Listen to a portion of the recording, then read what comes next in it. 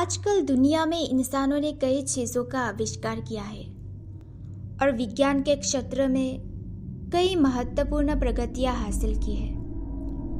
हालांकि बहुत सारे ऐसे तथ्य और सूत्र हैं जो हमें ये बताते हैं कि मौत के बाद हमारे साथ क्या होता है, लेकिन ये एक अद्वितीय और रहस्यमयी सवाल है जिसका कोई स्पष्ट उत्तर अब तक नहीं पाया गया है। कहानियों में तो अक्सर हमने सुना है कि लोग मौत के बाद तारा बन जाते हैं और अलग अलग जगहों पर उनकी अलग अलग कहानियां होती है। इन कहानियों के माध्यम से हमारी भविष्यवाणियां और आशाएं जुड़ी होती है, लेकिन ये वास्तविकता क्या है ये हम अब तक नहीं जान पाए हैं। कुछ साल पहले की बात है, मैं अभी हाल ही में नहाकर वापस आई थी। तभी एक खबर मिली कि हमारे गांव के पुराने कुएं में कुसुम गिर गई है। यह खबर गांव में आग की तरह फैल गई और सभी के दिल में कुसुम के और उसके बच्चे की चिंता थी। वो गर्भवती थी। मैं तेजी से पुराने कुएं के पास पहुंची। वहां पहले से ही एक भीड़ जमी हुई थी। गांव का एक आदमी कुएं में छलांग लगाकर कुसुम की लाश को रस्सी से बांध ली, क्योंकि कुसुम को तैरना नहीं आता था और उसने दम तोड़ दिया था। उस समय वो पेट से थी।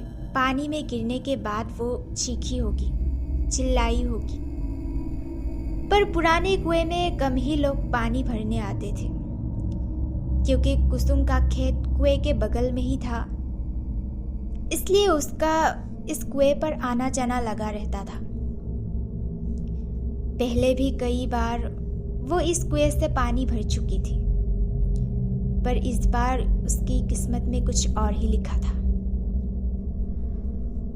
लोग कुसुम की लाश को ऊपर खींचने लगे। जैसे ही कुसुम की लाश बाहर निकाली गई, उसके परिवार के लोग फूट फूट कर रोने लगे। घर में नए मेहमान आने की खुशी अब मातम में बदल गई थी। कुसुम का पति अब बिना अपने पलकों को झपकाए सुन्न होकर कुसुम की ओर देख रहा था। वो ना तो रो रहा था और ना ही उसकी आंखों से आंसू बह रहे थे।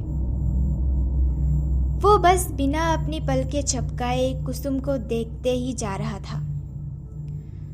कुसुम वैसे तो दुबली पतली थी, मगर पानी में ज्यादा समय बिताने के कारण उसका शरीर फूल गया था।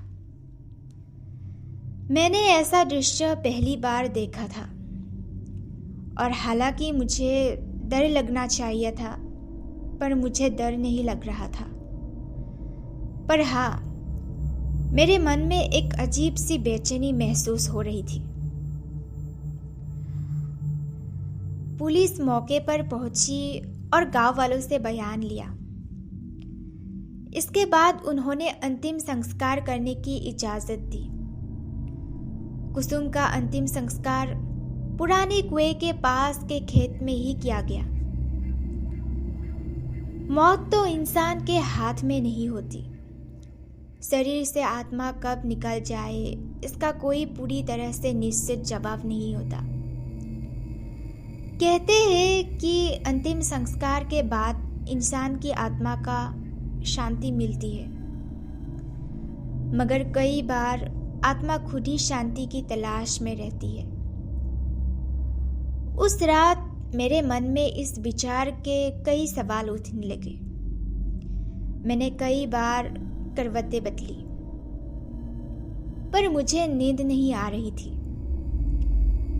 वक्त के साथ साथ सब ठीक हो गया और इस हादसे के बाद कई महीने बीत गए थे।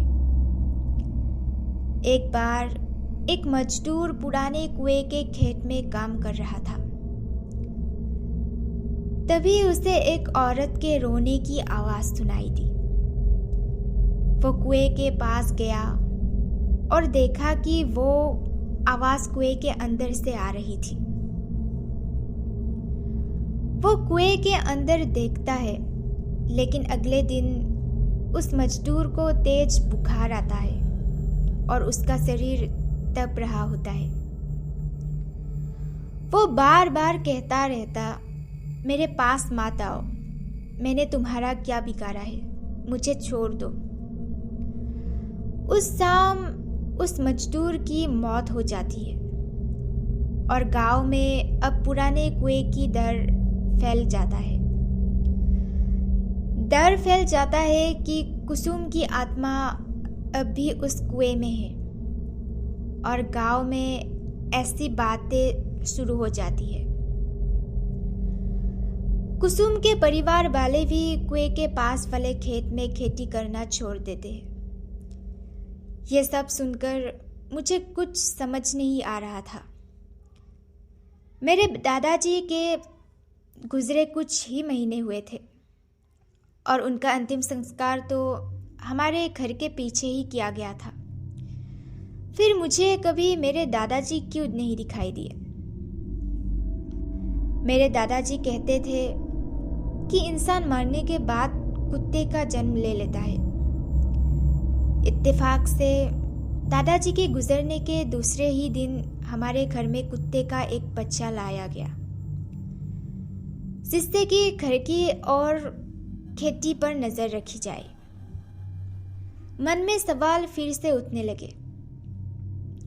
मुझे कई बार उस पुराने कुएं के पास जाने की इच्छा हुई, पर डर के मारे कभी भी हिम्मत नहीं हुई।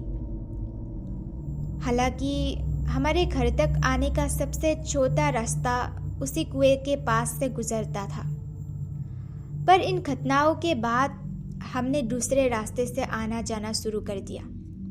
एक रात पापा बाजार से घर लौट रहे थे और आज उन्हें बहुत देर हो चुकी थी। बारिश का मौसम था। रात का अंधेरा, काले बादल और अचानक जोर से बादल गरजने लगे और बारिश शुरू हो गई। पापा एक पेड़ के नीचे रुक गए और बारिश रुकने का इंतजार करने लगे, पर बारिश बढ़ती ही जा रही थी। उसके बाद पापा को पुराने कुएं के पास छोटा रास्ता याद आता है। वो भूत प्रेत पर विश्वास नहीं करते थे। पापा पुराने कुएं के रास्ते पर चल पड़ते हैं। चारों ओर अंधेरा और तेज बारिश की आवाज होती है। तभी उनके पैरों के साथ पायल की आवाज भी आने लगती है। पापा एक जगह रुक जाते हैं और पायल की आवाज भी शांत हो जाती है। पापा फिर से चलने लगते हैं, लेकिन उसी के साथ पायल की आवाज भी सुनाई देने लगती है। तभी उनके पीछे से कोई गुजरता है और वो पीछे मुड़ते हैं, पर पीछे कोई नहीं होता। लेकिन जैसे ही वो आगे देखते हैं, उन्हें कुसुम की आत्मा दिखाई देती है और उसे देखकर पापा की आंखें फटी की फटी रह जाती है। वो डर के मारे पीछे जाने लगते हैं और कीचड़ में फंसकर गिर जाते हैं। कुसुम की आत्मा धीरे धीरे पापा के पास आने लगती है। पापा अपनी आंखें खोलकर देखते हैं और वहां हमारा कुत्ता उनका हाथ चाट रहा होता है। पापा उसे देखकर राहत की सांस लेते हैं, पर जब वो आसपास देखते हैं तो वहां कोई नहीं होता। पापा अपने कुत्ते के साथ घर वापस आ जाते हैं और घर आने के बाद उन्हें ठंड लगने लगती है और बुखार भी आता है। अगली सुबह डॉक्टर की दवाइयों से उन्हें आराम मिलता है। उसके बाद वो रात का किस्सा सब घर वालों को बताते हैं। तभी मेरे ताऊ जी कहते हैं कि बड़े बुजुर्ग ठीक कह गए थे। मरने के बाद इंसान कुत्ते का जन्म ले लेता है और ये कुत्ता और कोई नहीं बल्कि हमारे पिताजी ही है। उन्हीं ने ही तुम्हारा उस आत्मा से रक्षा की है। फिर से मेरे मन में कई सवाल उठे, पर इस बार मैं समझ गई थी कि कई सवाल ऐसे भी होते हैं जिनका जवाब आज तक इंसान ढूंढ नहीं पाया। आपको क्या लगता है कि मरने के बाद इंसान का आखिर क्या होता है? मरने के बाद इंसान का आखिर क्या होता है?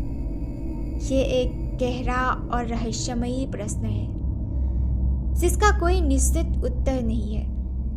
विभिन्न धार्मिक परंपराओं में इसके संदर्भ में अलग अलग मान्यताएं हैं और यह व्यक्ति के आध्यात्मिक विश्वविद्या और विश्वास पर भी निर्भर करता है। कुछ लोग मानते हैं कि मरने के बाद आत्मा को अन्य रूपों में जन्म लेना होता है, जैसे कि कुत्ता, और इसके साथ ही कुछ धर्मों में जन्मांतर और कर्म का सिद्धांत भी होता है। विज्ञान की दृष्टि से हम इस प्रश्न का वैज्ञानिक दृष्टिकोण से उत्तर नहीं दे सकते, क्योंकि ये आध्यात्मिक और व्यक्तिगत अनुभवों के बाहर के क्षेत्र में होता है। इस प्रश्न का उत्तर सच्चाई के पीछे एक अनसुलझी रहस्य की तरह हो सकता है और हर व्यक्ति का अपना धार्मिक और आध्यात्मिक दृष्टिकोण होता है जो इसके संदर्भ में अलग अलग होता है।